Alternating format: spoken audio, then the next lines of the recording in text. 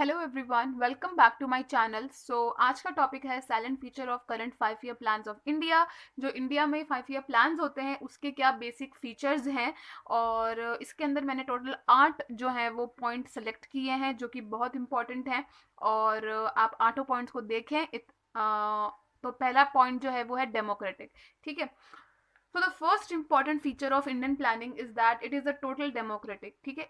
मतलब डेमोक्रेटिक होना चाहिए। डेमोक्रेटिक का मतलब आपको पता चल गया होगा कि इसका मतलब ये है कि जहाँ पे लोग अपनी खुद की जो है वो गवर्नमेंट सेलेक्ट करते हैं अपने इच्छा अनुसार। ठीक है। तो India is being the largest democratic country in the world. India जो है वो लार्जेस्ट डेमोक्रेटिक कंट्री है वर्ल्ड की। has been maintaining such an planning setup where every basic issue related to 5 year plan is determined by the democratically elected government। इसका मतलब ये हो गया कि मतलब जो भी फैसले लिए जाएंगे वो कौन लेगा? जो डेमोक्रेटिकली इलेक्टेड गवर्नमेंट है। ठीक है। जो लोगों ने खुद से सेलेक्ट करी है वोट दे करके, वही जो है वो इंडिया के लिए फैसले लेगी। Moreover, while formulating the 5 year plans, opinion of various tiers of governments, organizations, institutions, experts are being given due to consideration. So basically government तो फैसला लेती ही है, लेकिन जो गवर्नमेंट के बेसिक टायर्स होते हैं, ठीक है, जो गवर्नमेंट के बेसिक इंस्टीट्यूशंस होते हैं जहाँ पर एक्सपर्ट्स बैठते हैं और उनकी राय बहुत इंपॉर्टेंट होती है हमारे लिए, हमारी डेवलपमेंट ग्रोथ के लिए, तो उनके भी जो है वो फैसलों को ध्यान में रखा जाता है वाइल सेलेक्टिंग आवर इश्यूज, है ना। तो ये है हमारा इसका पहला प्लान। दूसरा पॉइंट है इसका डिसेंट्रलाइज्ड प्लानिंग। इसका मतलब ये होता है कि जहां पे लोगों को ये राइट होता है कि वो भी प्लानिंग के प्रोसेस के अंदर अपना पार्टिसिपेशन दिखा सकें।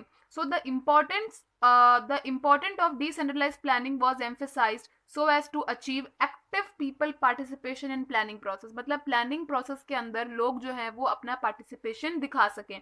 But real intro of decentralized planning was made in India for the first time during 7th plan. लेकिन क्या हुआ था कि जब 7th प्लान हमारा आया था तभी जो है वो इंडिया के अंदर सही से डिसेंट्रलाइज्ड प्लानिंग को जो है वो बनाया गया था। टिल 6th प्लान तक क्या होता था? 6th प्लान तक जो है वो सेंट्रलाइज्ड प्लानिंग को ही तवज्जो दिया जाता था। ठीक है। ठीक है। तो तीसरा पॉइंट जो है वो हमारा रेगुलेटरी मैकेनिज्म। इसका मतलब ये होता है कि मतलब कोई तो एक ऐसी सेंटर अथॉरिटी हो जो कि सारे प्लानिंग प्रोसेस को जो है वो देख सके, उसको गाइड कर सके, उनको संभाल सके। तो उसके लिए यहाँ पर लिखा हुआ है another important feature of Indian planning is that is being directed by a central planning authority. एक सेंट्रल प्लानिंग अथॉरिटी होना बहुत इंपॉर्टेंट है हर चीजों को गाइडेंस देने के लिए। उसके लिए बनाई गई है NITI Aayog of India, which plays the role of regulatory mechanism to provide necessary directions and regulations over the planning system। मतलब प्लानिंग सिस्टम के अंदर नीति आयोग बहुत इंपॉर्टेंट रोल प्ले करती है। वो जो है वो अपने डायरेक्शंस देगी, रेगुलेशंस को भी देखेगी कि क्या चीज़ें हैं, क्या चीज़ों की ज़रूरत है और चीज़ें जो है वो सही से जा रही हैं या नहीं। In order to have proper coordination between center and state, a coordinating agency भी बनाई गई है। ठीक है। तो coordinating agency ये होती है कि जो सेंटर को और स्टेट को संभाल सके। ठीक है। The national development council, national development council जो है वो बनाई गई है, वो सेटअप बाय गवर्नमेंट ऑन 6 अगस्त। चौथा इंपॉर्टेंट पॉइंट है existence of central plan and the state plan. मतलब क्या होगा कि सेंट्रल जो है, जो सेंटर है वो अपने खुद के प्लान्स को बनाता है और जो स्टेट है वो अपने प्लान्स को फॉर्मुलेट करता है। ठीक है। Another important feature is the coexistence of both of the central plan and the state plan. Centre के लिए जो है वो सेंट्रल प्लान्स होते हैं और स्टेट के लिए स्टेट अपने खुद के प्लान्स को फॉर्मुलेट करता है। Okay. In every 5 year of the country separate outlay is earmarked both for the central plan and also for the state plan। मतलब सेंटर जो है वो अपने खुद के प्लान्स को फॉर्मुलेट करेगा और स्टेट जो है वो अपने स्टेट के लिए प्लान्स को फॉर्मुलेट करेगा, है ना। Central plan under the exclusive control of NITI Aayog and the central government. जो सेंट्रल प्लान्स होते हैं उनको कौन देखता है? वो किसके कंट्रोल में होते हैं? वो होते हैं नीति आयोग और सेंट्रल गवर्नमेंट के कंट्रोल के अंदर। वहीं पे लिखा हुआ है नेक्स्ट पॉइंट में कि स्टेट प्लान्स को जो है वो कौन देखता है? स्टेट प्लान्स को जो देखता है वो है स्टेट प्लानिंग बोर्ड। मतलब स्टेट का खुद का एक प्लानिंग बोर्ड बैठता है, उसके अंदर बहुत अच्छे लोग होते हैं, बहुत एजुकेटेड होते हैं। और दूसरा, स्टेट गवर्नमेंट जो होगी ना, वो अपने प्लान्स को देखेगी। और ऐसा नहीं है कि स्टेट जो है वो अपने मन मर्जी के प्लान्स को बना सकता है, नहीं, उसको परमिशन लेनी होती है नीति आयोग की। नेक्स्ट पॉइंट है public sector and private sector plans. Another important feature of plan is in each and every plan a separate outlay is enmarked. एक separate outlay जो है वो उन लोगों को दिया जाता है both for public sector and private sector. उसके behalf पे वो लोग जो हैं वो अपने plans उनके लिए जो plans हैं वो बनाए जाते हैं. In every 5-year plan of the country, public sector invest and private sector investment amount is separately fixed. मतलब हर 5 साल के अंदर पब्लिक सेक्टर कितना किस चीज के अंदर इन्वेस्ट करेगा वो भी अमाउंट जो है वो फिक्स्ड होता है, और प्राइवेट सेक्टर कितना इन्वेस्ट कर सकता है उसका भी अमाउंट जो है वो सेपरेटली फिक्स्ड होता है.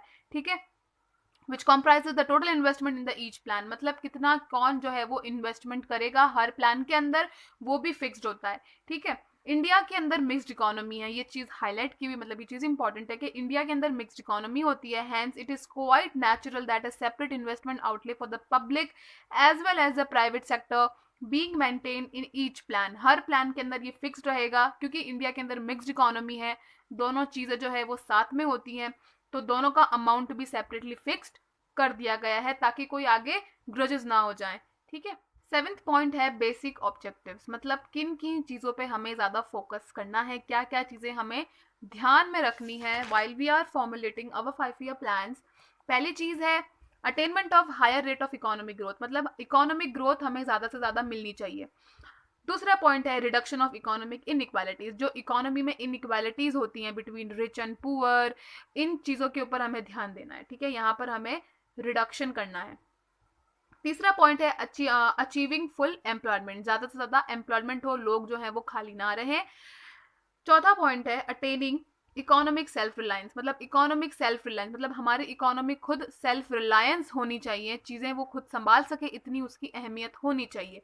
ठीक है, लास्ट पॉइंट है मॉडर्नाइजेशन ऑफ वेरियस सेक्टर. मतलब जो डिफरेंट सेक्टर्स हैं हमारे, पब्लिक सेक्टर्स हो गए, प्राइवेट सेक्टर्स हो गए, कॉटेज इंडस्ट्रीज हो गई, इन सब ये सब जो है वो मॉडर्नाइज हो सकें. और 8th पॉइंट है हमारा अनचेंजिंग. 8th पॉइंट है अनचेंजिंग प्रायोरिटीज. मतलब 5-year प्लान्स क्या करता है कि वो देखता है कि हमारी कंट्री को अभी किस चीज़ की ज़रूरतें हैं, है ना, तो वो उसी ज़रूरत के हिसाब से अपने प्लान्स को मॉडिफाई करता है.